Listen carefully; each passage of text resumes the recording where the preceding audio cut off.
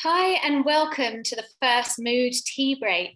I'm going to start with an acknowledgement to country. On behalf of Mood, I'd like to acknowledge the traditional owners of the country on which we are meeting today. I'm joining you from the Northern Beaches, from the land of the Gurungai people. The Gurungai are the traditional owners of this land and part of the oldest surviving continuous culture in the world. I pay my respects to their elders, past, present, and emerging. We'll be discussing themes of mental health and suicide today, so this is a trigger warning. We'll include links in the chat, but if you need help, you can always call Lifeline on 13 11 14. I'm delighted to welcome you to this first event. Mood Tea exists to help prevent youth suicide. We do that by funding mental health projects with 100% of our profits. I hope you have a cuppa in hand, ready for this. The challenges this lockdown is presenting are broad and varied. And we know that for parents in particular, there are a whole host of questions you'll have about the long-term impact on your kids. So that's why we've partnered with the wonderful team at Tonic Media Network to bring together some experts to help answer your questions. Dr. Norman Swan from Tonic Media Network will need no introduction for many of you. He's a multi-award winning broadcaster and journalist. As a physician, he worked in pediatrics before moving into journalism. He has been the face of ABC's analysis of the medical aspects of the pandemic, and as a result has become one of Australia's most recognised and trusted voices. He's also the host of one of Australia's top rating podcasts, Coronacast. Give it a listen if you haven't already. As well as regular appearances on 7:30, News Breakfast, The Project, Four Corners, and ABC Radio. So, Dr. Norman, thanks for being here. Over to you. My pleasure, Jenny. Welcome to everybody. There's simply hundreds of you on this webinar, which shows you the interest in this area. So it's fantastic. Let me introduce our panel to you. We have Maggie Dent, who for many years was a teacher and is now has been a parenting author. She hosts the ABC podcast Parental as Anything, and very, very popular and respected for her views on parenting. We also have Aimee Buchanan, who is the incoming GroupM CEO. A lockdown mum. She'll expand on that shortly, because been more in lockdown than Aimee expected, with a 5-year-old and a 2-year-old. And last but not least, Professor Liz Scott, who's a psychiatrist at the University of Sydney, the Brain and Mind Centre, University of Notre Dame, and Headspace, and specialises in issues with teenagers and young people. So we've lined up people who know about this issue for personal experience as an employer, with somebody who connects all the time with young parents, and also Liz in terms of young people, sort of older children, teenagers, and also the issues that parents have too. We've tried to title this deliberately "What Not to Worry About," and hopefully by the end we haven't sent you up the wall, and we have told you what not to worry and what to worry about. And I suppose, Aimee, I'll contradict myself right at the beginning and ask you what you are worried about. I mean, as a parent, because you're actually in isolation right now. Yeah, we had a small incident last Friday where my little boy fell off a stool, not a very high stool, so he was fine, but he did pass out, so we ended up at the Northern Beaches Hospital. Bit of an excursion in an ambulance, which he was actually quite excited about by that point, and was pulling the mask off the ambulance driver. So I knew then he was okay. But yeah, woke up yesterday morning to a text from New South Wales Health saying that you are a close contact and you need to isolate for the next, I think, 12 days or 10 days. I'm trying not to think about it because I think taking each day as it comes. So yeah, I thought 5Ks was a bit restrictive, but we're now to the front and back garden. Right. It's so let's start with you as a parent before we get to you as an employer of large numbers of people in the media industry, in the advertising industry. What have you noticed going through this in yourself and in your kids? I think, look, for me, I've always had a good mixing of my lives, my work and my home life, and kind of accepted that the two mold into each other. But I don't think anything really prepares you for the extremity of this merging of two worlds. And as a mother, I think the way generally a feeling is I'm not doing either well. So you kind of have this feeling of you're letting people down at work and then you're letting your kids down. And look, it's nuanced. My kids are young, and I think every age group is different, and I'm sure we'll touch on that in more detail. For my two, they are, they're not at an age I can leave them alone. So there's a lot of sort of juggling the sort of physical care of that.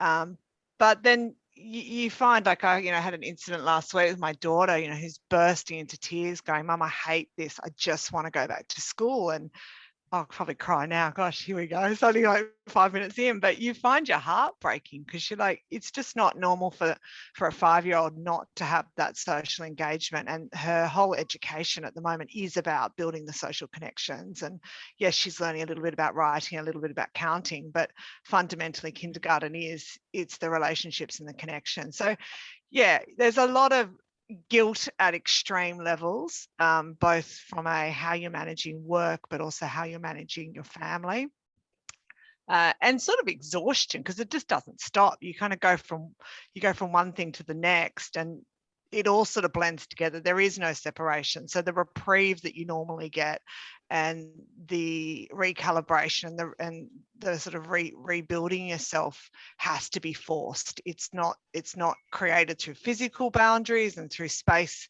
that you would normally have. So it's requiring a whole new level of flexibility and discipline that I've never quite experienced. And when you were running a big shop, I mean, you've yet to come into the GroupM role, but you've been in big roles before in the advertising industry.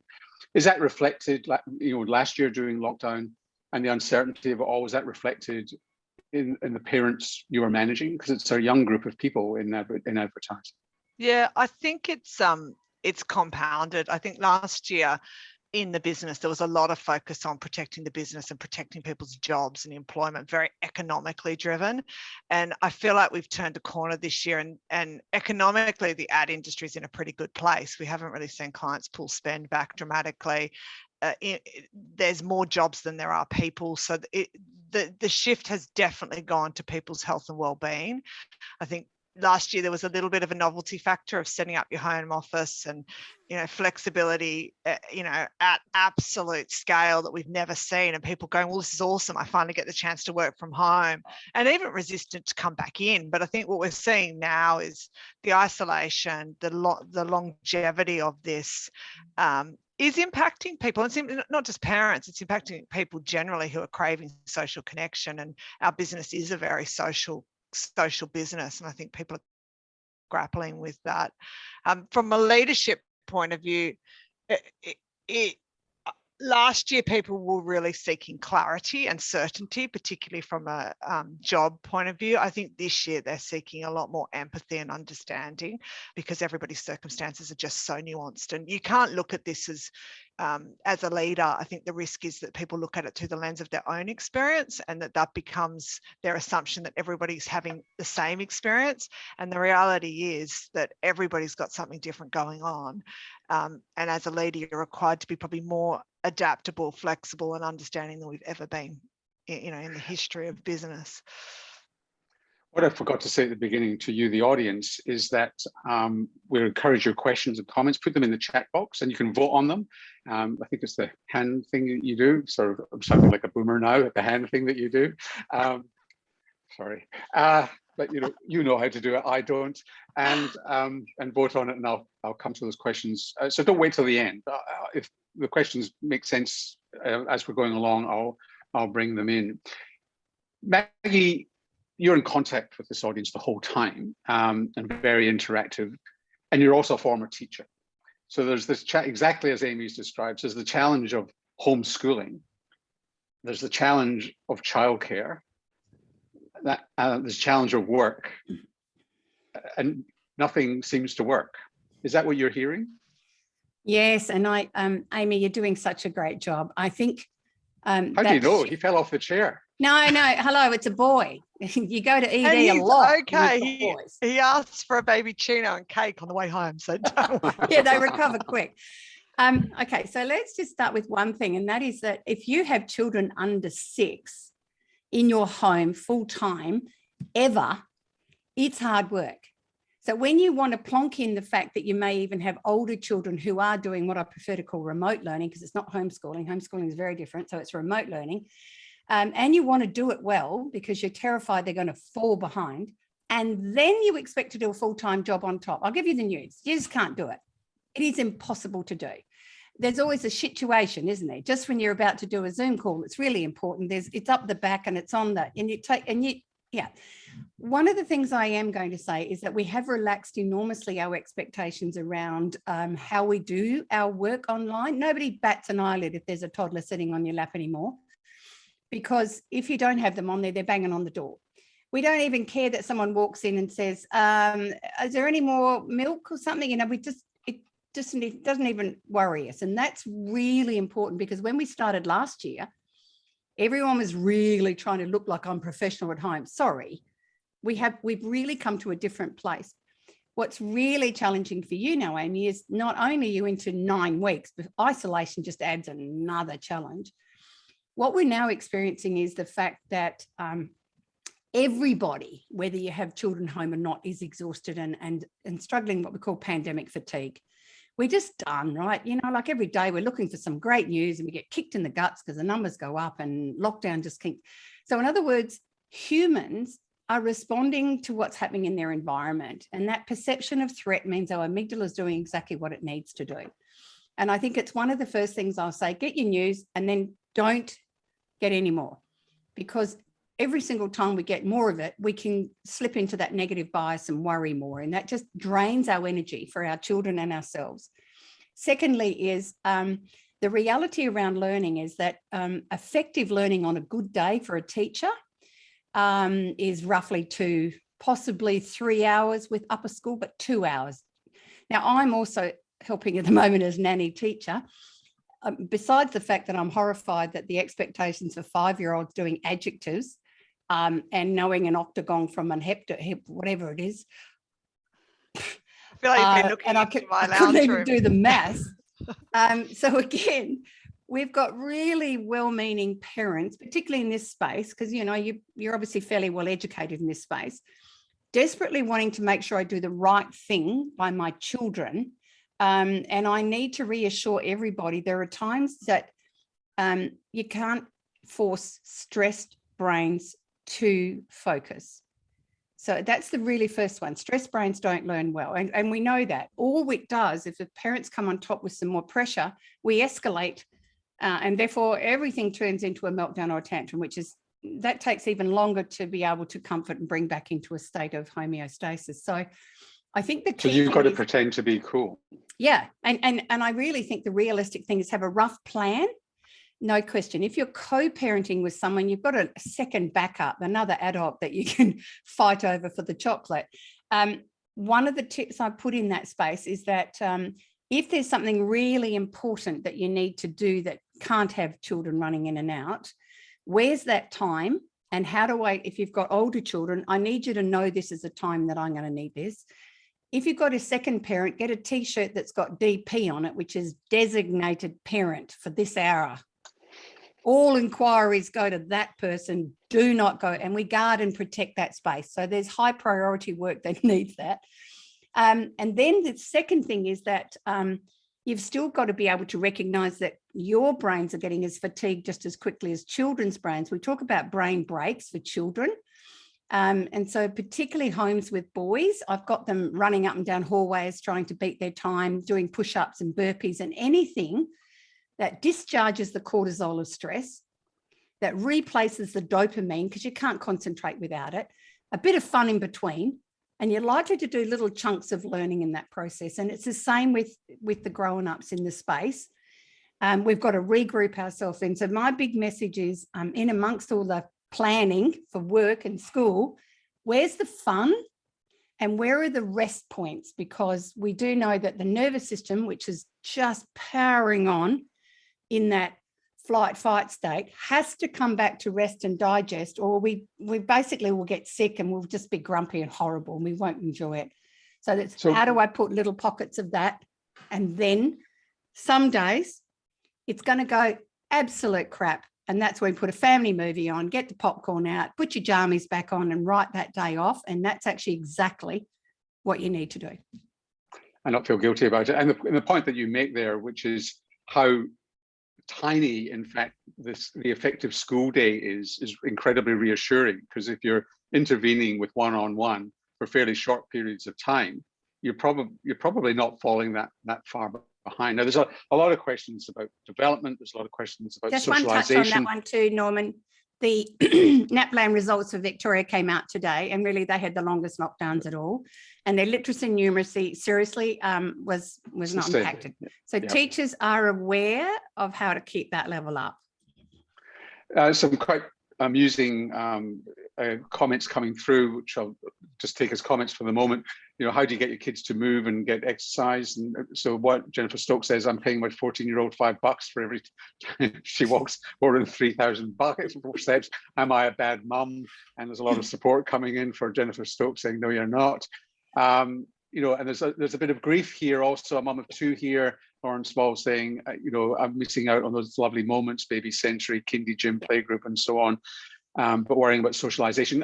Liz, I mean, I know you spend a lot of your time on older kids and parents and so on, but how much of a worry is the developmental trajectory of children and teenagers during lockdown? Or is this more of a worry for parents than kids themselves? So very good question. And my comment to Jennifer is financial rewards work very well. So, you know, just whatever works. I think I agree with Maggie, whatever works in these situations, you just need to go with.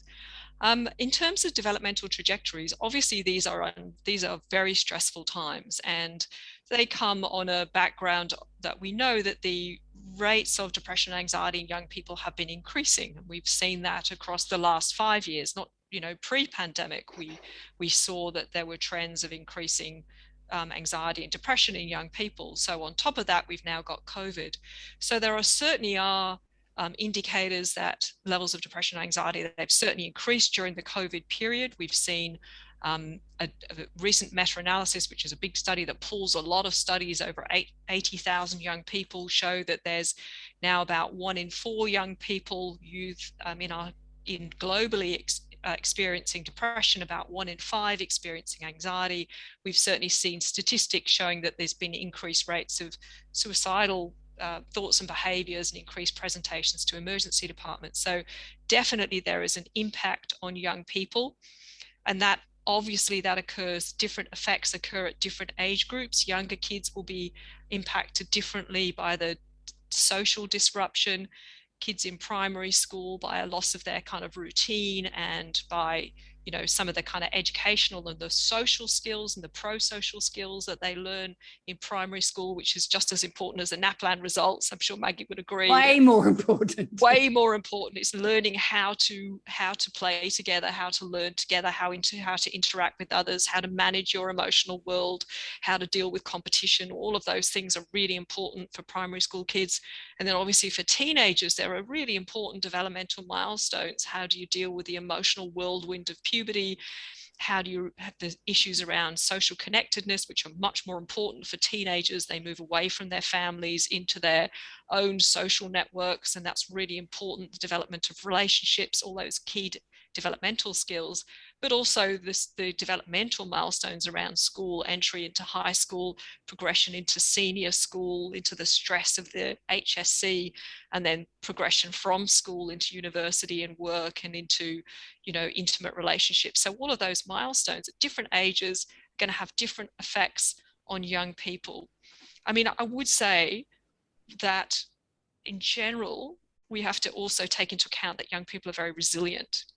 That, you know, if families cope and they don't panic, parents don't panic, and as a community we work together, then we have adversity brings resilience, and it enables us to develop skills and strengths, and that can be very advantageous for the future. So there are lots of things that we could do as parents and community that will be advantageous to our kids. They'll learn important lessons, they'll learn how to manage themselves, they'll learn about the value of connectedness and routine and sleep and physical exercise to their well-being. And as parents, we may also get to spend a bit more time. I'm getting to spend more time with my 16-year-old, which has been very beneficial for me because he fixes all my technology problems like the one preceding this webinar. And I don't know what I'm going to do without him when he finally leaves home. He's the last of our tribe. When he finally leaves home, I don't know what I'm going to do. So, you know, the opportunity to spend time with young people who would otherwise be out in their social worlds extremely busy, and we might see them for dinner, but then they'd be back out or on the internet or back out with friends, is also a great opportunity for us. So there are obviously negative impacts. There are some positive things that are from developmentally that I think we could utilize and take advantage of during this time. So just, there's a question here, which I'll put to you first, but it's also, I think, relevant for the others. So Kate Woods writes, year 11 and 12 kids, how do I manage their expectations for the future, the feeling that they may have failed before they get to the HSC? What's the conversation that people should have here, Liz? So it's very important, I think, for parents and to manage their own anxiety. I think as parents, we worry about the future of our kids a lot. And if we worry about it, then that is likely to translate into anxiety for our kids as well. So it's really important for parents, I think, as Maggie has said, to have to understand about what message they want to impart, to work together to make sure that they present a calm face to young people, to say, look, yes, times are tough. However, there is a long and, you know, bright future, and there are many things that we deal with as adults, adversity that we manage to get through, and we learn from those experiences. So really, the message that we give our young people is really important. It's really important that kids that schools give the same messages as well.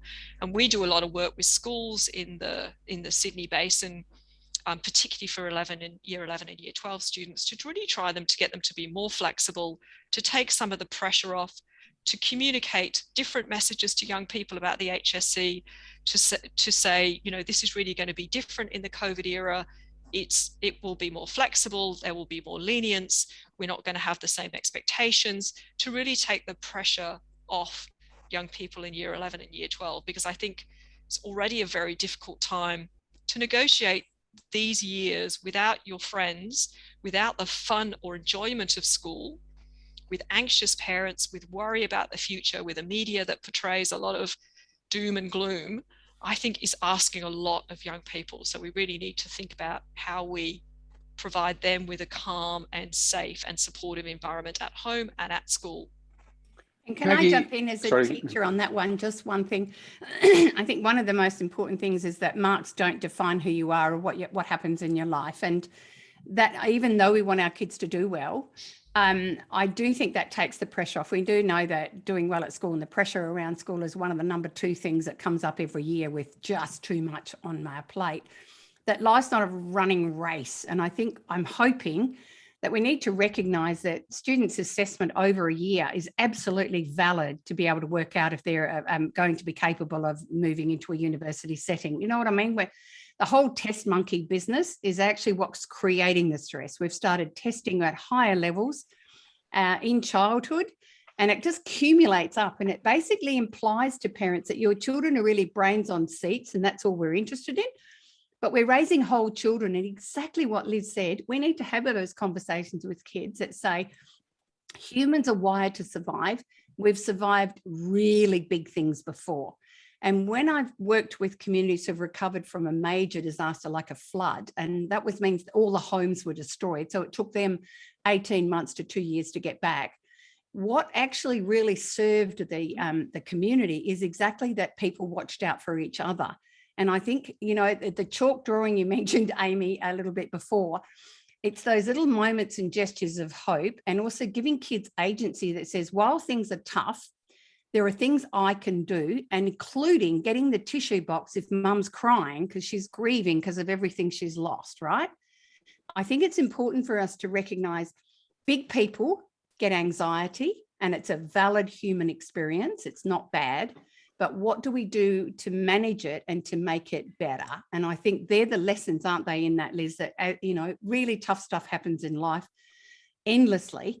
And this is about learning those lessons and having conversations. And I know someone put the question is, how do I talk to children about it? It's no different. There's an age appropriate way that says the reason that we're in lockdown at the moment is because this is a virus, a bit like a cold that's a bit worse, that is actually making people sicker. And so we're doing this so we can keep as many people as possible out of hospital and the rest of us better. So we actually just give them that simplistic plan and then get back to trying to work out adjectives like I was yesterday. I used to find it difficult to teach them to year 9s. I can't believe 5-year-olds need to know about adjectives, but anyway, I'll move on. And that's really what the part of this messaging is. Tough stuff happens in life. Humans are absolutely wired to overcome them. It's not pleasant, but that's what we're doing. We're digging down and we're going to get through. So Aimee, have either of your kids, well, particularly 5-year-old, they're watching the media, have they raised COVID with you? Have you had a conversation about COVID as well as the lockdown? What are they saying to you? Yeah, I mean, my daughter just keeps asking when it's going away, which probably gives you a good indication. Like all of Well, we us. all want to know that too. I'm like, I don't know the answer to that, but I wish I did. But similar to how Maggie has sort of outlined it, I mean, we're just saying to her, look, yeah, people are getting sick and we have to stay home and, we'll do all these other fun things to make life interesting and exciting. And the one thing about a 5-year-old is they do get distracted quite quickly. So I think you can kind of move the conversation on. I think the thing that is hard is, and a few questions have come up on this, is when you feel that they are anxious. And there's been a few times where my daughter said to me, Mummy, my tummy hurts, or I feel really worried, or she can't really express it. And to be honest, what we're getting is a lot of bad behavior and throwing things at us. And that's her way of kind of managing it. So yeah, it's kind of how do you deal with the cause of it, not the symptom. And when you're really cranky trying to do a meeting and she's throwing something at her brother or at us, it's how do you sort of stay the course on it. I mean, this is where you have those little moments, teachable moments about the importance of 3 big breaths, the importance of round and round the garden, high up on the back, the importance of if you've got a dog. In other words, we actually have to model the strategies that help to bring that brain back down, and oxygen's a really handy one. And I love it when we hear a 5-year-old say to Mummy, you need to take 3 breaths. So I think we need to be, this is where we teach you the sorts of strategies that can help you feel a bit better. And being ridiculous, if you've got children, well, actually try and be ridiculous with your teenagers as well. There's nothing quite like a well-timed fart. If you've got boys, it's going to change the environment, but you actually have to consciously go, all right, I'm the big person, so I can be the biggest influence on neurotransmitters in my children's brain or my teen's brain. So I'm the one who can help move them out of the flooding of cortisol into something else, whether it's, okay, it's time for popcorn, it's time for snacks, it's time to cook pancakes. That's the reason we do those activities, because it shifts the brain into that other state. In other words, it can stay stuck, or we can actually influence the environment and what choices we're making with them, which is the other reason why I'm completely comfortable with popping your 5-year-old in front of Bluey. No guilt at all. Go make yourself that coffee, have that Tim Tam, regroup yourself and come back in and keep moving forward. We can teach them things to do. And dancing's another one, and singing's another one, really badly. It doesn't matter. But we can create neurochemicals. So Liz, they're in opposition. So Liz, how much, I remember an episode last year where I was doing live talkback with kids, and a little boy phoned, he was 8 years old, and he said, are my mum and dad and my sister going to die? And I'm pretty sure he'd done that on his own. I think he used to make a call, but his parents didn't know what he was going to say. I've subsequently made contact with his family sisters in Victoria. And I just want, this little boy's doing well now. I suppose the question I'm asking is, how much do you want to explore the inner world of a child or even an adolescent about the fantasies or thoughts that they're having? Or does that stir things up and there's not much point because you don't know where you're going to go? I mean, self-harm is one thing, but I mean, just talk me through that conversation, that some might be pointless, some might be actually good to have. So the thoughts expressed by that that child are a good example of a child with what we call generalized anxiety or worry, and the things that they worry about. So they know that there's something stressful going on. You know, it might be parental conflict, it might be a major pandemic, it could be, you know, something else that's happening in the family, but their immediate worry is, what's the worst thing could happen? Something is terrible is going to happen to my parents. You know, something terrible is going to happen to my family. So that's a very typical cognitive kind of expression of a kid who's anxious. He knows there's something wrong, but he doesn't really understand what it is. So some degree of trying to unravel that, to say, well, what is it that's making this child anxious, and what is it that I can do to reassure them that actually we are safe, that there's no immediate danger, because that's a child saying, I think there's some immediate danger to my family. So there's no immediate danger, and that depends on the age, the cognitive capacity of the child. So in little children, it's very hard to have that conversation with them. It's as Maggie said, you kind of have to demonstrate it. You have to show them that actually we're okay, we're all happy, we're safe, the dog's safe, granny's safe, we're all okay, we can go and bake some muffins together or run around the garden and it'll be okay. As for older children, the conversation can be a bit more sophisticated, and when with teenagers and adolescents, it's possible to have a conversation and say, look, this is what's happening, this is what's going on, but you know, these are the things that we are doing to cope with it, this is how we're managing it, and these are the things that we can help you do.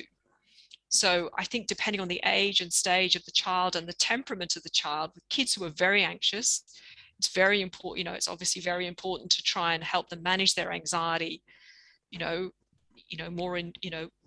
more comprehensively. Kids who are generally doing okay, but they say something that's kind of a bit out of the blue, may just need some distraction and reassurance.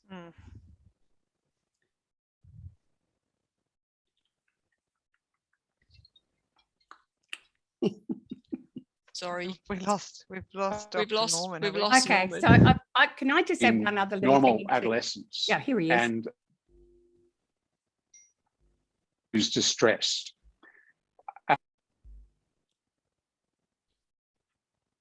We just lost you a bit, Norman. I think you froze. Yeah. Can you hear me now? Yeah, Yes. now we can. Yep. Nope. Well, there we go. Oh, no, out. I might just jump in here too, Liz, and Sure. that's about the adolescent one. I think he's going to come back on, but maybe he won't. So one of the things that is coming up from me quite a bit, and I think, Liz, you might be able to answer this, is that obviously as our teens get older, they can get stuck into a negative bias loop really big time, especially in the early stages of adolescence where everything's terrible. I'm finding that's a really difficult window for parents to be able to reassure them, because seriously, they've already decided mum doesn't know what she's talking about. That role of the lighthouse figures, that's where they usually have them in their school environments or their coaching environments or their music environment. So that's my worry at the moment, the normal lighthouse figures that they turn to for that reassurance as they've pulled away from parents. Have you got any suggestions for those? Because, and I know some really good teachers are actually personally messaging and giving a call to some of the kids they're worried about, but you can't call all of them in a school of 1,600. So do you have any suggestions for those? No, I think schools are good at that, because obviously they still see the kids every day, and they can see the kids in smaller groups as well. So dividing your classroom up into smaller groups. So I think there are good examples in schools where the school community have worked really hard to stay in contact with the kids and with parents, and they have a good idea about which young people and families are vulnerable, and to put more effort and resources into those families by checking in every day. So I think schools are a really good resource for that. I think the other things are sporting associations and sporting groups. So, our kids have all played basketball with the same community organisation. That organisation has been reaching out to the kids and families who they know are vulnerable, and trying to engage them in staying connected, remaining connected with the role models, their coaches, their mentors. So I think that's a really important issue. Obviously, religious groups, religious organisations, other community groups. So to try and remain connected within communities, schools and communities, is really important. And it's been great to see some schools really working hard on that. I think we could all learn lessons from that. Nobody thought this was going to go on as long as it has, but as time goes on, the important thing is not to get into that sense of learned helplessness where you feel powerless and you feel that nothing you can do is going to make a difference. It's just going to get worse, which is a terrible place to be, to actually be able to use the strength of community connections to say, no, we can all get through this together. And maybe there are some things that we can learn from this. And there are some things that could be fun and enjoyable. I was listening on the radio today talking about running soccer, that you can, but 60-year-olds, I was very sad to see, be approaching 60, were excluded from running soccer. We're only allowed to do walking soccer, but the idea that, you could still play some sport together. Yeah. Quite right too. I think also this is also the call out to extended family, no matter where you are, anywhere in the world, because part of the grief is being triggered by, families. We've got an awful lot of Brits in our extended families, haven't we, Norman? That we really need to make sure they're Zooming, Skyping, FaceTiming, messaging, and WhatsApping. In touch. Yep. Crazy aunties and crazy grandparents. I know that when I've sent the care packages off, I get the most beautiful messages back from, via whatever in the digital format. And I think we've just got to make sure we keep, obviously we're doing our shopping remotely as well, but that is exactly, every single connection does something. We can't just say, oh, that won't make a bit of difference. Yes, it does. And that extended family, and also the circle of friends around your child, that's that window. You know what, you've got grown-ups who are the parents. I think we all need to kind of let that be another little system that we make sure we feed positives and funny things, and funny photos and funny stories definitely are helpful. Aimee, we've lost a lot of the original chat there. I think we just had a little glitch, but there were a couple of people talking about when you've got an only child. And of course, for 3 years, you did have an only child, and a child came along later. But can you imagine what, would it be easier, harder? What's the socialization issues? Or do you have friends with only kids? How are they going with children when they've only got one? You have no sibling issues. Sometimes, well, that's right. You haven't getting separating the fighting. Yes, that would be good. Endless battle over the Bluey toy. Look, I think the socialization would be, I think in a lot of the questions that is kind of the theme that's coming up. And I think there's quite a few questions also about the pressure on daycare systems and whether you're sending your children to daycare and what the right decision there is to make, particularly for only children where that is their socialization outlet. Look, we're doing, when we're normally allowed out, there's a lot of going up to the Oval, and there's always a kid from school running around there. We're probably not meant to be doing it, so I'll probably get the police showing up after this. But there's a lot of accidentally bumping into someone from school up there, and the kids have a run around, or she just sees other kids on their bike. And I think you'd be amazed how much kids learn just from watching other families and children. So sometimes it's not even the conversation, it's my daughter watching another child climb up the pole, and then for 2 hours later she's practicing climbing up the pole. So I think as much as possible we're trying to find those environments where she can sort of see that interaction in a normal way that breaks the cycle. And I think that's my number one piece of advice is getting through this is routine's important, but you almost need to break the routine to find the fun. And everything is so routine because you can only do one or two things every day that there's a lot of in our house going, okay, let's just go for a walk around the block in our pajamas, or let's just we've had a few long weekends in our house, let me tell you, where we've gone, okay, scrap school today, where we're going to do something different. And you've kind of got to find that way of creating space and variety, because all the normal outlets that you have to do that aren't there. And it is that spontaneity and sense of fun, I think, that we're all craving. And you need something every day to look forward to is my other. Can I just jump in and reassure parents around socialisation? Because I know that's one of the things that really drives parents. We actually know that children actually don't have the skills to do for socialisation with other children until about 3.5. So we relax around that. And we actually do know it's at the core relationships with key caregivers is actually socialisation. So the gift that comes from Bluey is the fact that doing pretend and muck around play with your children is a form of them developing the same codes of socialization. So with an only child, it is every now and then us playing those pretend games, but it's also they model on us, and it's the relationship and the attachment that actually supports the growth of the person who's belonging with other people. So really big one. And I did see the question pop up with the solo parents, and I have a that's what I was going to ask you about. Yeah, what was the tips? What are the tips for single parents? Passionate Maggie hug that's legal, because it's virtual, to all solo parents, because even though it can be really irritating at times when you're stressed, you're co-parent, that can be a nightmare, because relationships are even more difficult when you're locked up, because everyone needs a break from everyone, even if you love them to bits.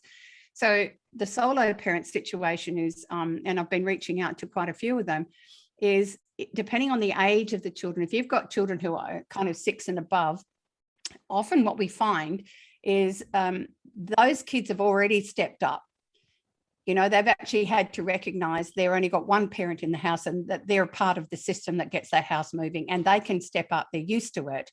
It doesn't mean to say they enjoy it, but it's the solo parent with younger children. Really, you have to negotiate with your workplace. It reminds them that I have serious limitations on how much I can get done. And my only suggestion that can help is work out if you're a lark or an owl, and get up at 5 and do a good solid couple of hours. Hopefully you haven't got one waking at 5, because I used to. Or if you're an owl, you get those hours done later. But you absolutely have to factor in now that exactly what Liz was saying before, and you were saying as well, Aimee, it's mental health is absolutely needs to be a priority in this, that your workplace needs to work with you, that you can no longer do 8 full hours a day, but I'm going to try and give you 4 really quality hours. And if I've got a bit of extra time, then I'll catch up a bit. Maybe I'll do a bit on the weekend to catch up a bit, but we just have to recognize that we just cannot do it from an exhausted nervous system and little ones who are endlessly, trust me, after my 2 grandies have left, and that's what, 18 months of age and 5, I think I have a nap. And I'm really healthy and I love kids. But gee whiz, they're exhausting. So that exhaustion bit, we have to factor in, and all the solo parents, once again, don't forget, you can do digital remote babysitting with your grandparents. Plonk them on the iPad, pop them in front of your children, and then rack off and get some work done. And the grandparents are watching from a distance. Seriously, it's legal and it's okay. Liz, there's a question here which is really worth addressing. What about kids or even adults who've gone through past trauma and are finding this time very triggering? Do you have tips for the kids and the parents? It's a real issue. Yeah, so there are some young people who are going to be more vulnerable than others in these circumstances, and young people with pre-existing depression, anxiety, young people who've been through previous traumatic, experiences are going to be within, that kind of vulnerable group, and they are a group that we need to be particularly mindful, and as parents be particularly mindful of the impact of this on their mental health and well-being. So I think it is being, as parents, is kind of staying on top of that to actually kind of try and monitor and track how things are going, making sure young people stay connected with their clinicians if they're in treatment, and make sure that, because telehealth can be very difficult for young people, especially young people who've experienced trauma. They don't really like the virtual environment as much. It can be much more challenging, but trying to support them to stay connected or to go participate with them, and to talk to their therapists about what you can do as a parent. If they're not connected with treatment, then obviously some young people will need help, more help and support than parents can give them. There are good online support services for young people with trauma, depending on the type of trauma they've experienced, that you can access. We'll put some on the end of this kind of webinar for parents to be able to access. Blue Note is one of them, and support for parents as well. So I think it is recognizing that there are some young people who will be particularly vulnerable, that need extra care over this time. Accessing care at the moment is very difficult because, especially in Victoria, New South Wales, and a lockdown at the moment, it's extremely difficult for young people to access mental health services, which are already stretched. So I think that is it's a serious kind of issue that is on the agenda for our politicians. And moving forward. Maggie, an interesting comment here from Jackie Kilcarey, which is, our 3 kids are verbalizing well, they're talking a lot.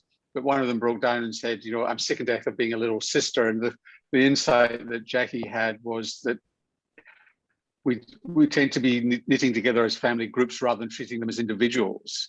Are you coming across that? Yeah, no question. And also that the clash of trying to get all our kids to be compliant, instead of allowing them to express whatever it is that's going on. So those rooster children who have high energy, I've noticed a lot of parents thinking that they should be sitting down doing their work like they would in a classroom. And I keep saying, why? So those sorts of kids, again, we've got to recognize that every child is a different, unique one-offer. And absolutely, we've got to be able to, if you can, it's create a no more, do not put this on your to-do list if you can't. If there's those moments of micro connection with your children, how do we micro connect with them? Because we haven't got the time to do macro and great big. We can't go on mum and dad dates anymore, one-on-one. Is can you crawl into bed early with them in the morning and spend 5 minutes with that particular little one so they feel really connected? Or if that doesn't do it for a boy, what does? Can I go up and punch his arm a few times, or print him, stacks on, or do something? In other words, each child keep micro putting things into their love cup so they feel connected in and around the chaos. So you're absolutely right, that tail end one, although quite often in families, the last born spoiled, come on. That's the one that everyone treasures. Not true. The last born child. Aimee, there's a question for you, which is how do you balance the needs of the people you're managing with the needs of the kids at home? I think I don't try and hide it. I mean, everyone who's worked with me has seen or heard me go, I'll have to call you back, I'll get back to you, or my child showing up on the screen. I mean, we talked about that. And I think it's important that leaders normalize that leaders say, I can't do a meeting till 10 o'clock because I'm setting up the kids for homeschooling. The worst thing that can happen here is that leaders pretend like they've got it all together. Or they try and compartmentalize it, because it's just not the reality. And I think, my thing has been, it's not pretty. There's lots of things going on. I met someone for the first time the other day, and my daughter was screaming down the Zoom call saying, Daddy says he's sending me to Africa. And I'm like, oh God, it's nice to meet you. I'm looking forward to, working with you. Yeah.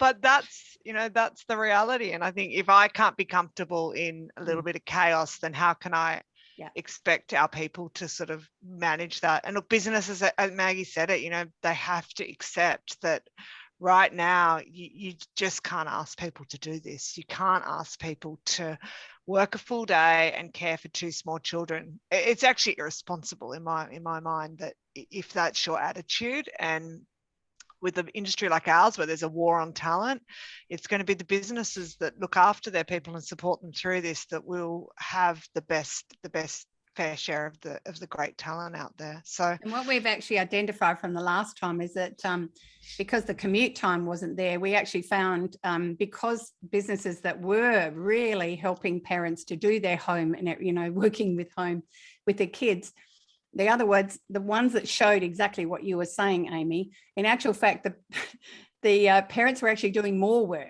Yeah. They were so grateful that you were letting me meet my parental needs. And therefore, I feel so grateful. I'm going to give exactly everything I have. Whereas if you make it difficult, you'll get the opposite reaction, because that's humanity, isn't it? Yeah. Our primary need is, am I able to love and support and keep my children alive? They're my number one focus. If you help me, support me in that role, I can give you blood, sweat and tears. I'll stay up till 1 a.m. if I have to. And that's one of those things that... yeah, and this is a window, right? Like, this isn't going to go on forever. And what you want is everyone comes out of it as sane as possible. And I think just based on the engagement to this session and the rapid rate of questioning, people are massively struggling. And we as businesses, I think, we have to lean into that and support people through it. Could I just make one comment as well, which is really about parents? And I don't have small children at home anymore. I have grandchildren, but I only have one child. I've got the one youngest child at home still, but I cannot imagine what it is like trying to be, work and manage a house and manage young children at home and try to meet their education and social needs. It's incredibly tough on parents, and apologize, Norman, but it's particularly tough on women. I mean, it just is, because women still take on the majority of those roles, but are expected to be in a work environment and be, you know, and work as efficiently as the men that they're working with. So I think it's particularly tough on women, and it's particularly tough on women who are also trying to look after extended family members as well. So as parents, you've got to look after your own mental health. You've also got to make that a priority. Parents tend to look after everybody else first and put their mental health last. You've got to be able to manage your own mental health and well-being. And if that means working flexible hours, taking some time off work, renegotiating your hours over this period of time, whatever it takes, and, you know, with employers or, you know, managers, just to try and give yourself a break and some respite, and to take the time, Aimee, as you're saying, that you need to take with kids when they're distressed, upset, or they're just had it, you know, they're just tired and frustrated and they've had it, so that everybody can just kind of calm down and de-escalate.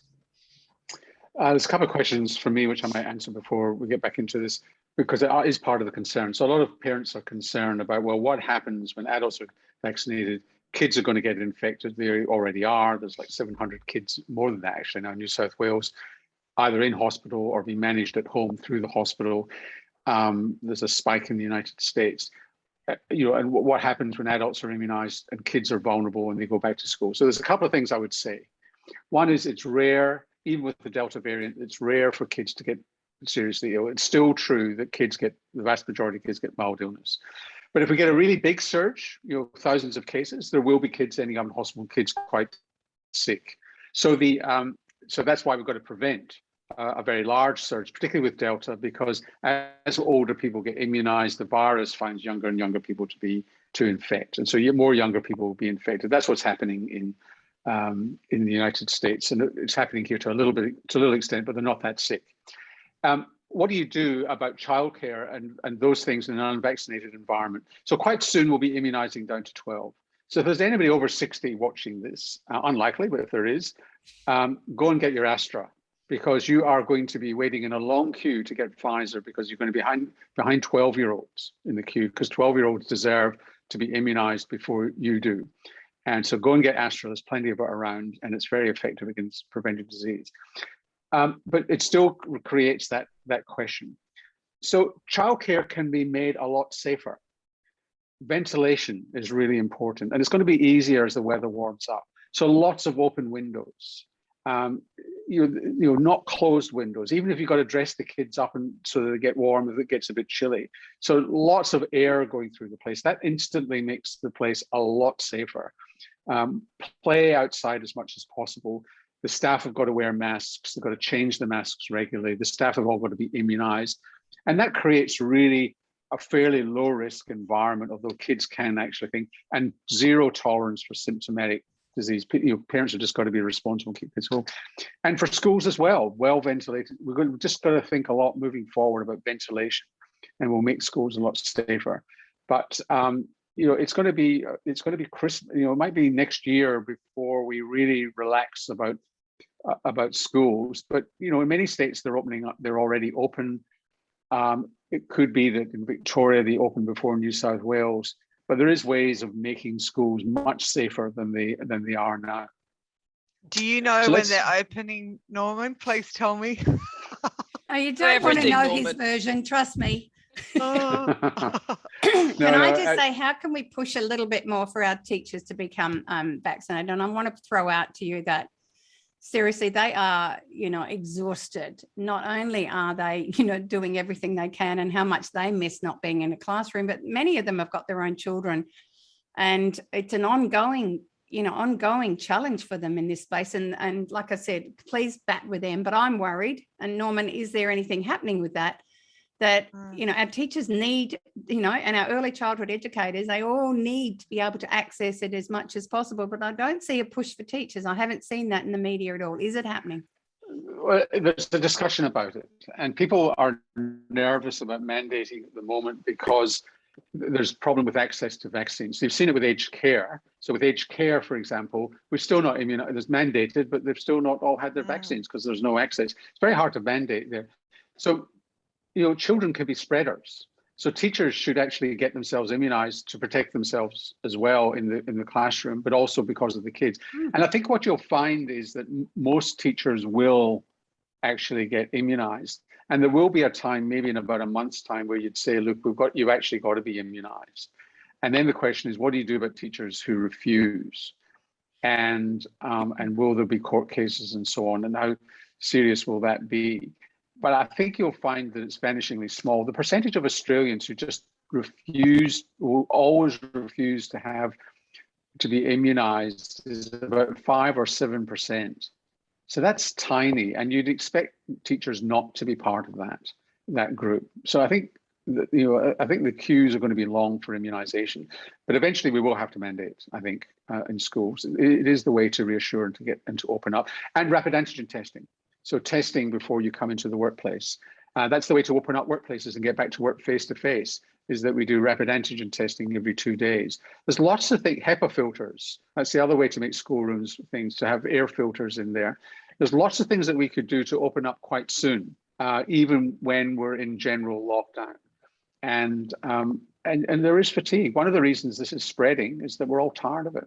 Yeah. Look, we're just about out of time. The people who've logged in for this webinar have been fantastic, really interesting stories. Sorry, we've only got to some of them, but I think the four of us have tried to synthesize a lot of the things you've been saying. Some very funny remarks as well. Really supportive of each other. It's been great. Thanks, thank Maggie, thank Aimee. It will be over, Aimee. You're right. We will get through this. And Liz, thank you very much as well. And it's been a pleasure for us at Tonic. That's my alter ego is at Tonic Media, Tonic Media Network, which I co-founded. It's been a pleasure to partner on this, and I'll hand back to Jenny Hayward from Mood. Thank you, Norman, and thank you so much, Liz, Maggie, Aimee. I'm sure everybody has got a huge amount out of the session today, and I know there are so many questions, so we will be wrapping up the video of this and trying to get back to as many questions as possible before the end. Just want to say thank you for being here, for your time, Aimee, for sharing and being so open and honest, and being such an inspiring leader to our industry. So yeah, thank you everyone, and follow Mood on LinkedIn and socials so you can get a full wrap up of this session and more coming up soon. Thanks everyone. Yes.